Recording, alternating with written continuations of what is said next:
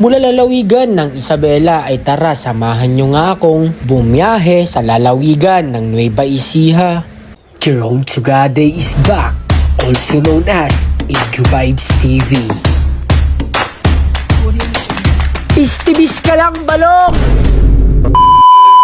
Sa part ng video ito ay nandito na nga tayo sa Cordon Isabela. Hindi ko nga narinig ang aking alarm kaya ngayon late tayong lumarga. Sa hindi nga katagalan ng ating pagdadrive ay narating na nga natin ang boundary ng Cordon Isabela at Jadi, Nueva Vizcaya. Hindi na nga rin nagtagal at nadaanan na rin natin ang kanilang arko. Dito na nga rin ako unang nag-full tank sa Jadi, Nueva Vizcaya dito banda sa Petron. At ang unang full tank na natin ay nagkakahalaga ng 140 pesos. Pagkatapos ko mag-gas up ay dinerecho ko na naman ang ating paglalakbay at huminto naman tayo dito sa Bagabag, Nueva Vizcaya upang bumili ng June JM Special Tupig para ipasalubong natin sa Nueva Ecija. At dahil nga hindi pa tayo nag-umagahan ay hindi ko na rin pinalagpas ang pagkakataon upang magkape dito at kumain ng special tupig nila. Andito na nga tayo ngayon sa Aritao, Nueva Vizcaya na kung saan ay malapit na tayo sa Santa Fe, Nueva Vizcaya. Kung nakaabot ka naman sa part ng video ito ay huwag mong kakalimutang pindutin ang follow button pati na rin ang all videos para lagi kang updated sa aking mga upload. Pagkadating nga natin dito sa Santa Fe, Nueva Vizcaya ay naabutan na natin ang pagkahaba-habang traffic. Tama nga ang sinabi ng June JM Special Tupig na may nadisgrasyang trailer truck dito sa Santa Fe, Nueva Vizcaya at may kargang mga hard duplex. Kaya wala na tayong nagawa kundi sumingit dito sa gilid. Huwag kayong magalala mga idol dahil safe naman to kasi hindi gumagalaw ang mga malalaking truck. At isa pa mga idol ay sinundan namin si mamang pulis kung saan siya dumaan. At shoutout nga dito sa driver ng papuntang Baguio at dito sa kanyang pahinante na humingi ng ating sticker dahil nabasa niya daw ang ating pangalan sa likod. At hindi nga katagalan ay may nakabasa na naman ang ating pangalan sa likod at humingi siya ng sticker pero pasensya na idol kasi hindi kayo nasagip ng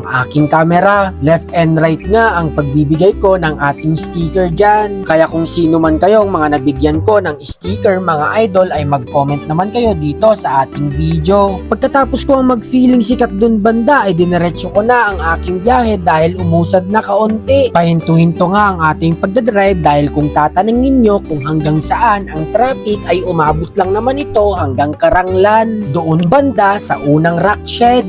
Dito sa part ng video ito ay tinatanong nga ng isang rider kung bakit daw traffic at sinabi ko naman ang aking nakalap na chismis. At sa halos isang oras nga nating pahinto-hintong biyahe ay narating na nga rin natin ang arko ng Nueva Ecija at dinaanan na nga rin natin dito ang unang rock shed dito banda sa Karanglan at kita nyo naman mga idol ay traffic pa rin hanggang dito mula bungad ng Santa Fe, Nueva Vizcaya at isipin nyo yun umabot dito banda sa Karanglan at madadaanan naman na natin ang pangalawang rock shed dito banda sa San Jose, Nueva Ecija. At kung nakaabot ka nga pala dito sa part ng video ito ay huwag mong kakalimutang i-comment kung taga saan ka upang malaman ko naman kung saan na nakakaabot ang aking video. Pangalawang full tank na natin dito sa GT Oil, San Jose, Nueva Ecija at may nakakilala ulit sa atin kaya naman binigyan ko ulit sila ng ating pangmalakasang sticker. Nadaanan na nga natin dito ang Muñoz City, Balog at syempre kung saan banda ang ating destinasyon. Nandito na tayo sa Talavera, Nueva Ecija. Once again, this is Ka Jerome ng Mataas na Kahoy, also known as Incu Vibes TV. Huwag nyo nga kalimutang share ang ating video.